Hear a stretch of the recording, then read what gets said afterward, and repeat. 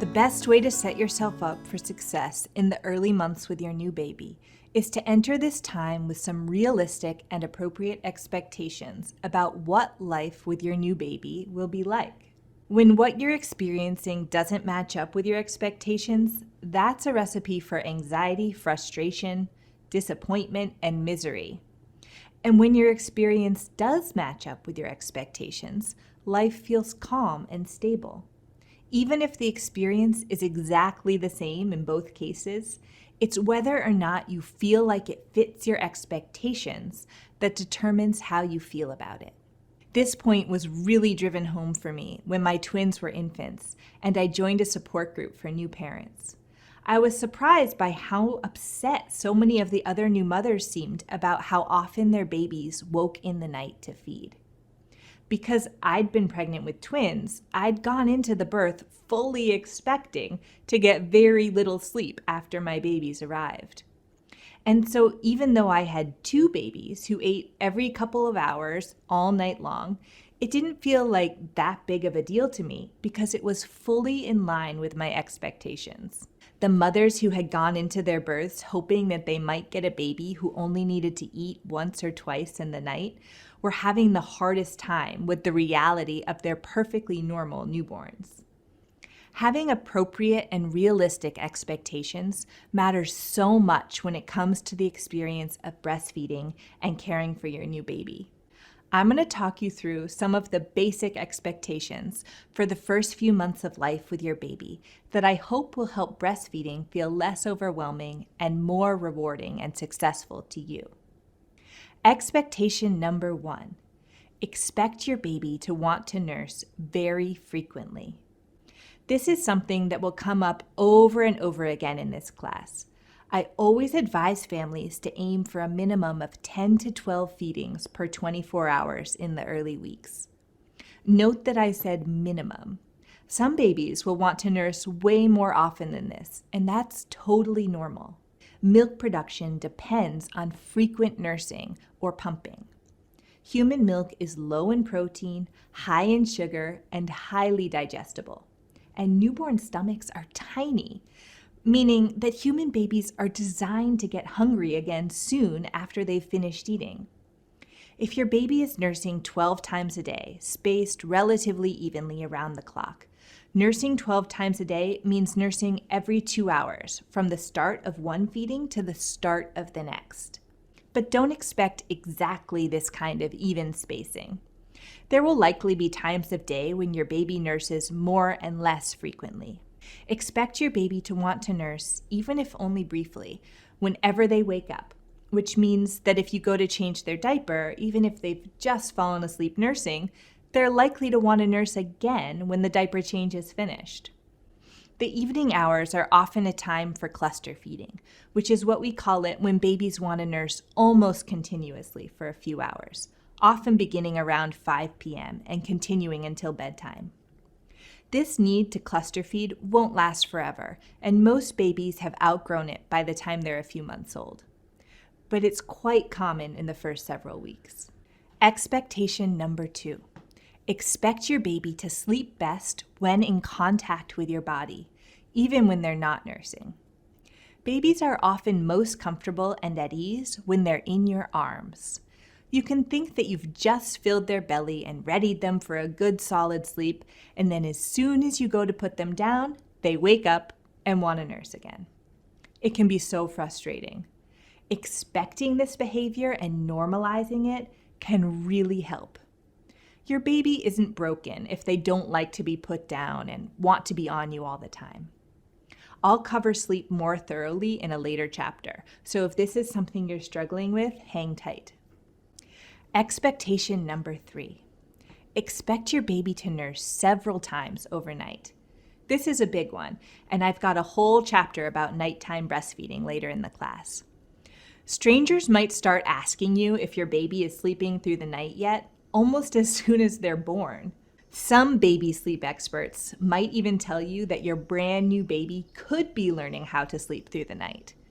It's puzzling how prevalent this is in our culture, since I assure you, it's totally abnormal for a newborn baby to sleep through the night. Not only is it abnormal, but it would be harmful to your breastfeeding relationship because of the science of how your body makes milk. You want your baby to be nursing at least every few hours overnight. Remember how I just told you that milk production depends on frequent nursing? This includes the overnight hours, and this is how you'll build and maintain your milk supply. Don't expect your baby to start sleeping long stretches overnight until the middle of the first year or later. That doesn't mean that it will feel quite as intense as it does right now indefinitely. Your baby's breastfeeding sessions will become much, much shorter as your baby grows, and it won't always feel like you're doing more breastfeeding than sleeping, even if your baby continues to wake up to nurse in the night for several months. Expectation number 4. Expect things to look different from day to day. Your baby is growing and changing so rapidly in these first few months, and it's best to expect that things will not necessarily look the same from one day to the next. Resist the temptation to put your baby on a schedule, and instead follow their lead. Some days they might nurse more or less than they did the day before. Some days they might sleep more or less. Some patterns will start to emerge and some things will start to feel predictable, like that first morning nap that most babies want to take about 45 minutes after they wake up for the day. But for the most part, things are going to remain in flux for the next several months. Your baby will go from sleeping almost all the time to taking several somewhat distinct naps. Even though right now it feels like life with a newborn is your whole everything, this time really is so fleeting. I remember it dawning on me when my twins were a couple weeks old that I would never, ever get a day off from this new job of being my baby's mother. I would never, ever get to sleep until noon and lounge around the house all day, reading books and making art and doing whatever I wanted to do. The babies would forever be my early rising priority. But my dire predictions were way overstated. It wasn't long at all before I had figured out a way to incorporate my non-child related passions and pleasures back into my daily life. Those early months of mothering were just a brief blip in my overall life as a mother. Expectation number 5. Even if you have time off of work, expect caring for and breastfeeding your baby to feel like a full-time job for the first few months. Sometimes I'll overhear a pregnant person casually mention that she's looking forward to using her maternity leave to do something huge and ambitious, like finish writing her dissertation. And I'm sure there are people out there who have succeeded in doing things like that, but I assure you that they are in the minority. For most of us, even if we're on leave from our regular jobs, just caring for our babies and ourselves is all we can manage in the first few months postpartum. That is normal. And there is nothing wrong with you if all you're managing to do each day is keep your baby alive. That's not a small thing. You might have a baby who easily conks out in a crib at regular intervals during the day, allowing you the time and space to tackle a work or house project. And you might have the energy for that, or you might not. You might have a baby who rarely sleeps more than 20 minutes unless they're being held. And you might feel like the only thing you're up for when your baby does take a solid nap is a good solo soak in the bathtub or reading a magazine on the couch. Keep your expectations small. Even if it doesn't feel like it right now, you will succeed at taking care of your baby and yourself. Anything you manage to do beyond that in these early weeks will be an unexpected surprise accomplishment. As time goes on, you'll figure out how to work your pre-baby passions and responsibilities back into your life. Expectation number 6. Expect to experience mixed feelings about this new life you're living. Life with your newborn is likely to feel exhausting and overwhelming and tedious and boring some of the time, even if you're also feeling desperately in love with your baby and like motherhood is the best thing that ever happened to you. Expect to feel lonely and misunderstood some of the time, even if you also feel like your partner or extended family members are mostly being great and supportive. Expect to want to reach out for help and reassurance, and to wish for community. You do not have to do motherhood and parenthood alone. You deserve support and community. I'll talk more about how to find those things later on. Expectation number 7. Expect that your baby will be unique and that the two of you will establish your own rhythm. You may very well feel the urge to compare your baby to the babies of your friends and acquaintances, or to that baby you saw online who's already crawling at 4 months.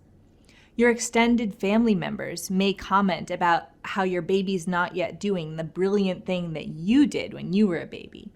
And it can be easy to fall down a rabbit hole of angst and guilt about this kind of thing. Remember, your baby is not the same as any other baby.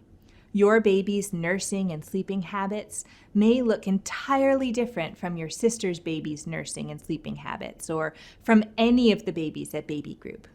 Speaking of baby group, that Velcro swaddle magical suit thing that helps the baby from the baby group sleep 6 hours straight might only make your baby sweat and cry. Resist the temptation to compare your baby to anyone other than your baby. If the way you are doing things with your baby feels good and right to you, and your baby is growing well, then you are doing things exactly the way you should be. Establishing realistic and appropriate expectations is one of the very best ways to set yourself up for success in the postpartum period. Not only will having appropriate expectations help you reach your breastfeeding goals, but it'll also help you feel confident and at peace during this huge transition. Now that we've covered those broad basics, let's get into the meat of the class. I want to help you breastfeed your baby.